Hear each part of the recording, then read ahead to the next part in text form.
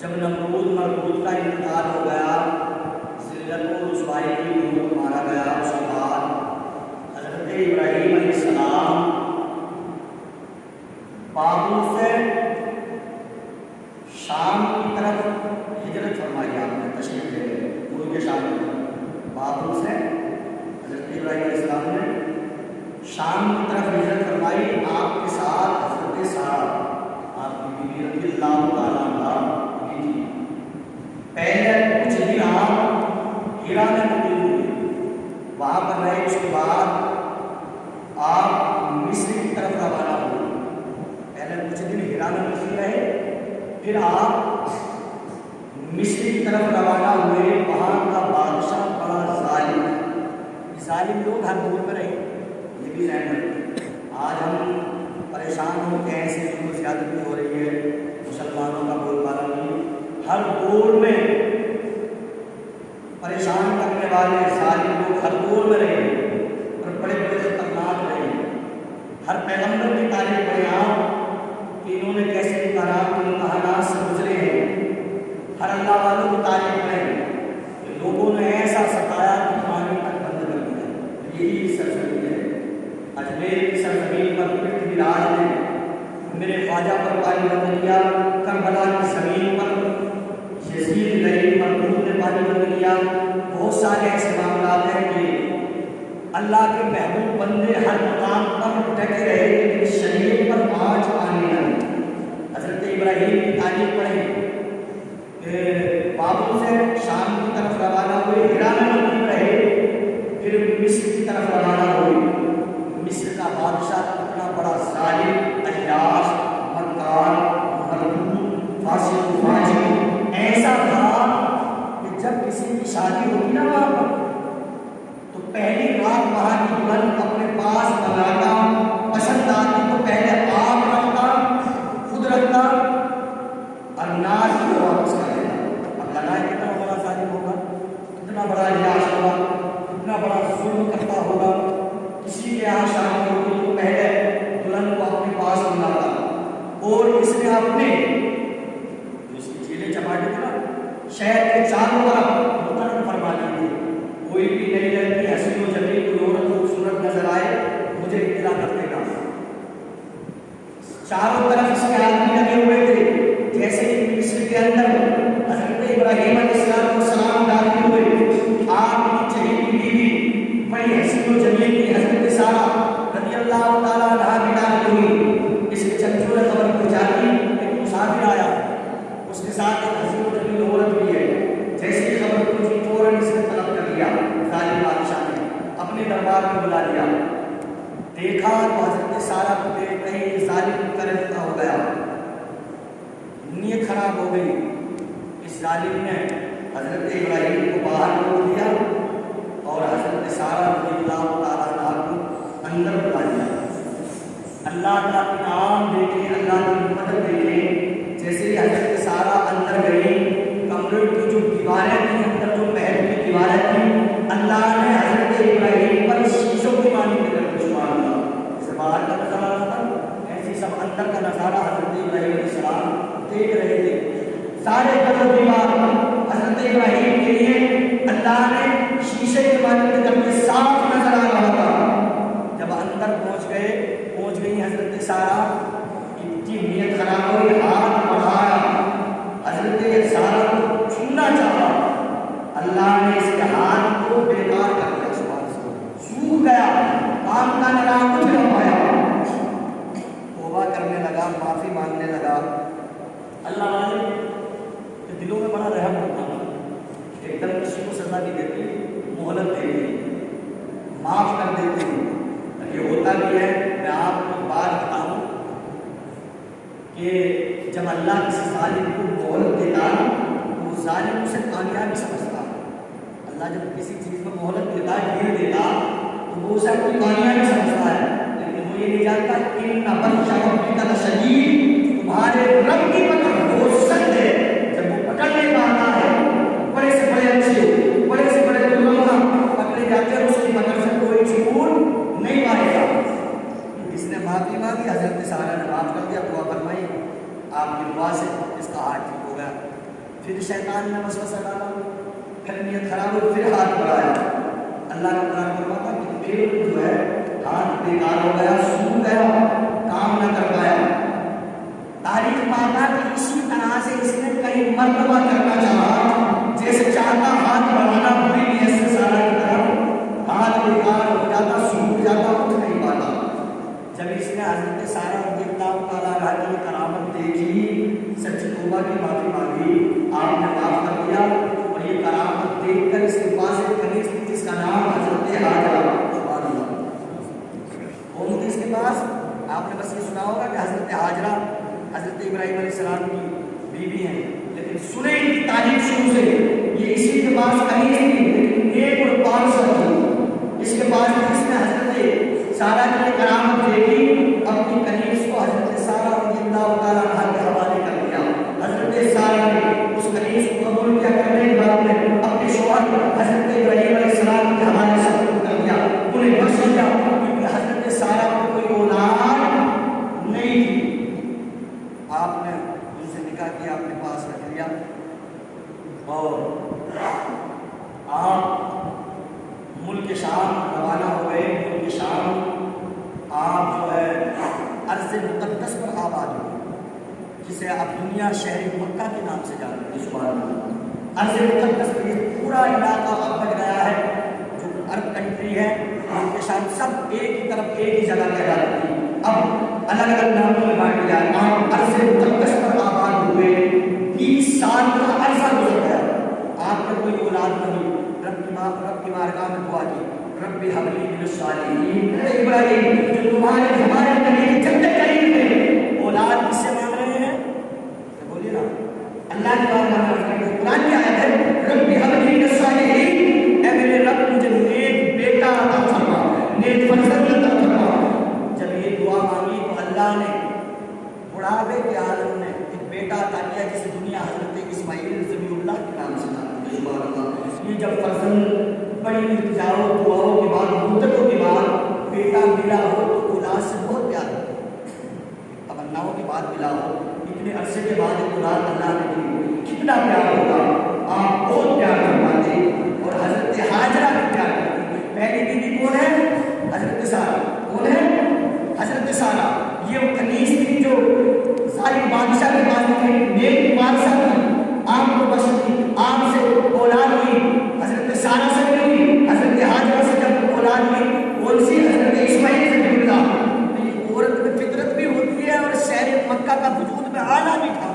جب حضرت حاجرہ پیار کرتی نا حضرت اسماعیل سے، تو حضرت سارہ، حالانکہ انہی نے کہا تھا، آج بھی اگر اولاد نہ ہو بیوی کہتے ہیں کہ دوسرا نکاح کر لو، لیکن بعد میں پھر بھی چڑ گھٹن سی رہتی ہے، ہر چیز غم برداشت کرتی ہے، عورت اپنے پیار کو بٹنا برداشت نہیں کرتی۔ دیکھیں، میں آپ کو بتانا چاہتا ہوں، حضرت سارہ رضی اللہ تعالیٰ عنہ نے دیکھا کہ حضرت حاجرہ اپنے بیٹے سے بڑا پیار، تو رشک کرنے لگی، کہنے لگی، حالانکہ چڑ نہیں تھی، یہ شہر مکہ کا وجود میں آنا تھا، اگر ایسا نہ ہوتا تو شہر مکہ وجود میں نہ آتا۔ جب حضرت سارہ نے دیکھا تو کہنے لگی، اے میرے شوہر سرتاج، حضرت ابراہیم علیہ السلام سے عرض کی، آپ حاجرہ کو اور ان کے بچے کو لے کے دور چھوڑو، اسے دور بتاؤ، جنت میں چھوڑو۔ جب یہ کہا فوراً حضرت سارہ رضی اللہ تعالیٰ عنہ کی ٹائم میں وحی نازل ہو گئی، اے ابراہیم، جو سارہ کہہ رہے ہیں صحیح کریں گے، اپنے بچے اسماعیل اور اپنی بیوی حضرت حاجرہ کو لوگ دور مقام پر چھوڑاؤ۔ وہ مقام شہر مکہ کی وہ جگہ ہے جہاں پر آج آب زمزم کا کنواں ہے، اس وقت وہاں کوئی شہر، کوئی بستی، کوئی لوگ موجود نہیں تھے، کوئی سائیدار درخت نہیں تھا، جنگل میدان کا کھنڈر تھا، ایسی زمین تھی۔ آپ لے کر چلے، ایک توشے دان لیا، اس میں کھجوریں تھی اور تھوڑا سا پانی تھا، لینے کے بعد میں آپ چل گئے، بچے کو لیا، چھوٹا سا بچہ ہے، شیروار ہے، دودھ پینے کی بچے کی عمر ہے، جب لے کر چلے اس جنگل میدان میں، حضرت ابراہیم علیہ السلام نے حضرت حاجرہ کو تنہا چھوڑ دیا، حضرت اسماعیل کو تنہا چھوڑ دیا، تھوڑا سا پانی ہے، چند کھجوریں تھی، دینے کے بعد میں واپس پلٹے، آنے لگے، بیوی نے سوال کیا، اے میرے شوہر سرتاج، ہم سے کیا بات ہو گئی ہے، اکیلے تنہا چھوڑ کر جا رہے ہیں؟ حضرت ابراہیم نے کوئی جواب نہ دیا، دوبارہ پوچھا، پھر کوئی جواب نہ دیا، تیسرا پوچھا، پھر کوئی جواب نہ دیا،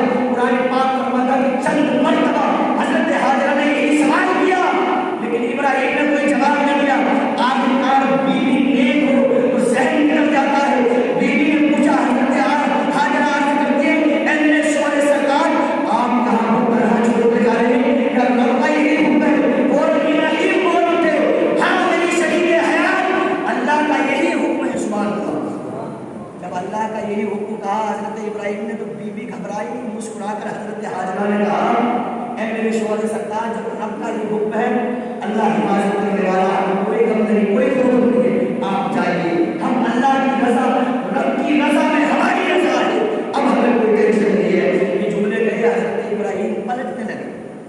قرآن کھولے ہیں، اللہ نے قرآن پاک میں ذکر کیا حضرت ابراہیم علیہ السلام کی دعا۔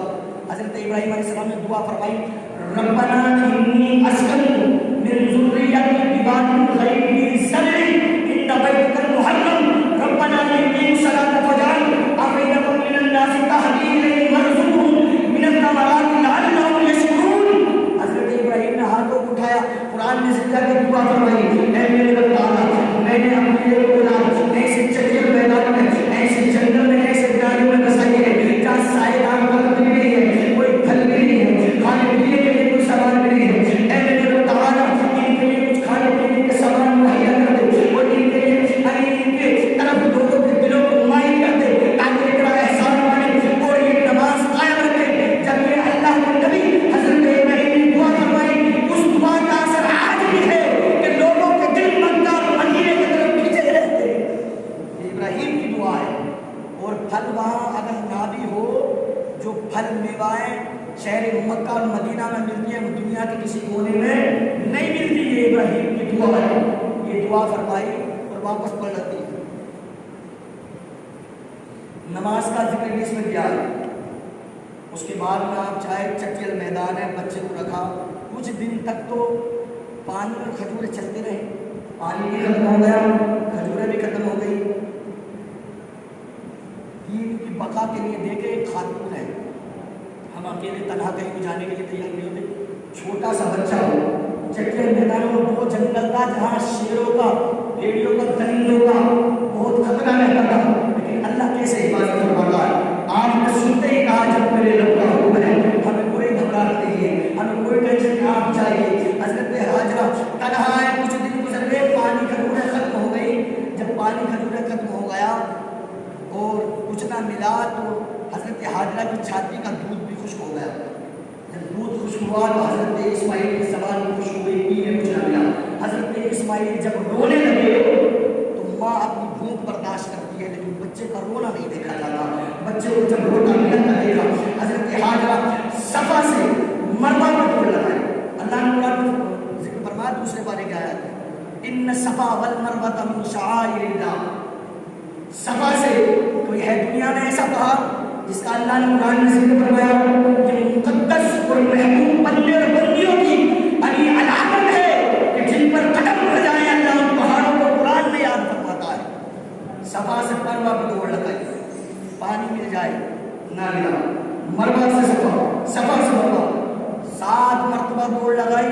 7ویں مرتبہ میں مروہ سے دیکھا کہ صفا پر بچہ رو رہا ہے، رگڑ رہا ہے، روتا ہے، پیر چلاتا ہے، دیکھ کے کہا کہ پانی کا چشمہ اوپر پرندے بول رہے ہیں، ایسا محسوس ہوتا ہے کہ جیسے پانی کا چشمہ اوپر رہا ہو۔ دوڑتی آئی تو دیکھ کر خوش ہو گئی کہ میرے اسماعیل کی ایڑی کی جگہ سے اللہ نے پانی کا چشمہ نکال دیا۔ سبحان اللہ۔ ریت مٹی کا باب اس طریقے سے چاروں طرف سے ہاتھوں سے تاریخ میں ایسے بیان کیا، اکٹھا کرتی چاروں طرف سے اڈی لگاتی اور کہتی زمزم اے پانی ٹھہر جا، رک جا، تھم جا، یہ کہتی جاتی ہے، چاروں طرف سے مٹی کی ڈول لگاتی جاتی ہے، پانی کو ٹھہر جاتی ہے۔ تاریخ پاک میرے نبی فرماتی ہے اگر حاجرہ زمزم نہ کہتی تو صبح قیامت تک پوری دنیا کے لیے پانی کافی ہوتا۔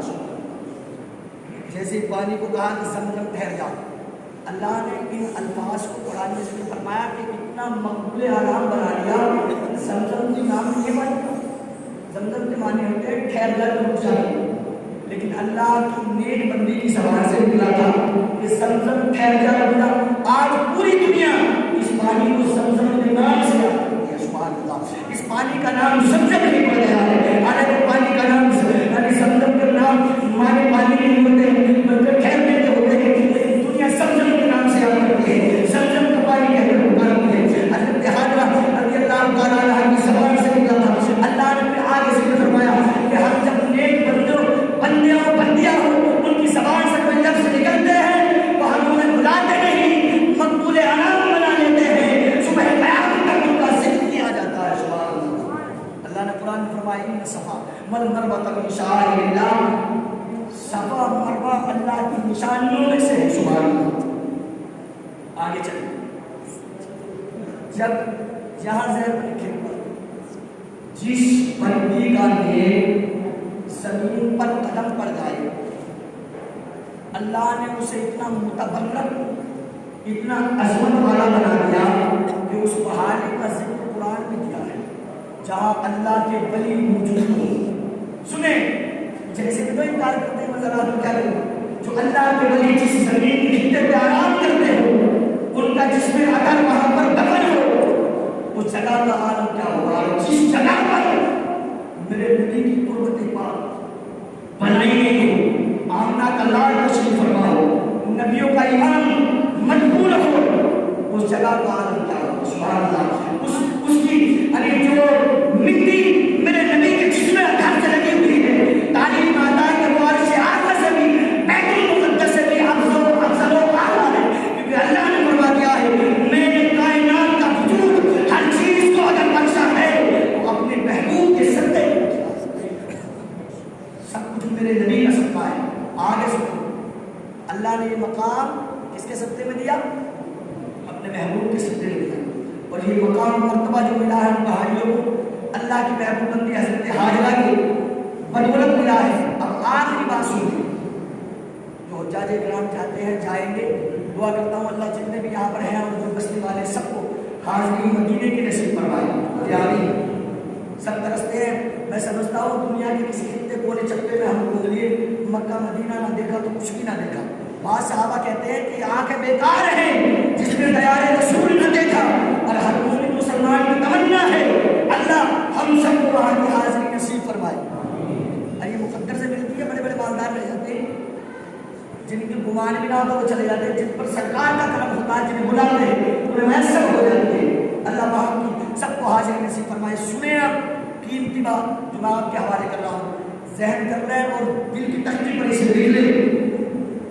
آج ہر حاجی وہاں پر جاتا ہے، صحیح کرتا ہے، صحیح بولتے ہیں، صفا مروہ کی دوڑ کو کیا بولتے ہیں؟ صحیح کرتا جاتا ہے۔ اگر کوئی جانے کے بعد میں صحیح نہ کرے تو اس کا حج مکمل نہیں ہوا، اگر کوئی صحیح نہ کرے تو اس کا حج مکمل نہیں ہوا۔ اب ایک بات مجھے بتائیں ذہن کر، حضرت حاجرہ جو دوڑی تھی تو وہ کس لیے دوڑی تھی؟ پانی کے لیے دوڑی تھی، پانی کی ضرورت تھی، کبھی ادھر چکر لگاتی کبھی ادھر جاتی، لیکن وہ ضرورت کے لیے دوڑی، پانی کی ضرورت تھی۔ آج ہمیں پانی کی ضرورت نہیں ہے، ہر جگہ میسر ہے، ہر جگہ ٹکی نہیں، لیکن پھر بھی دوڑتا ہے۔ اللہ قرآن میں فرماتا ہے کہ ہم نے حضرت حاجرہ کی ادا کو صبح قیامت تک زندہ رکھا ہے، رکھیں گے، اس لیے ہمیں ان کی ادا اتنی پسند آ گئی۔ حضرت حاجرہ ضرورت کے لیے دوڑی تھی، ہم نے ان کی ادا کو صبح قیامت تک کے لیے اور یہ لازم قرار دے دیا ہے۔ جو حاجی جو عمرہ کرنے والے دنیا کے کسی کونے خطے چپے سے آئے، ان کے لیے لازم اور ضروری ہے کہ وہ حضرت حاجرہ کی سنت کو ادا کریں، اور انہیں صحیح کرنا ہی پڑے گی۔ یہ اللہ نے انعام دیا ہے محبوب بندوں کے نقش قدم پر چلنے کا۔ وہ چاہے نا کہ وہ تو ضرورت کے لیے دوڑی تھی، پانی کے لیے انہوں نے دوڑ لگائی، ہمیں تو آج ضرورت نہیں ہے پانی کی، جیسے کی ضرورت نہیں، پانی کی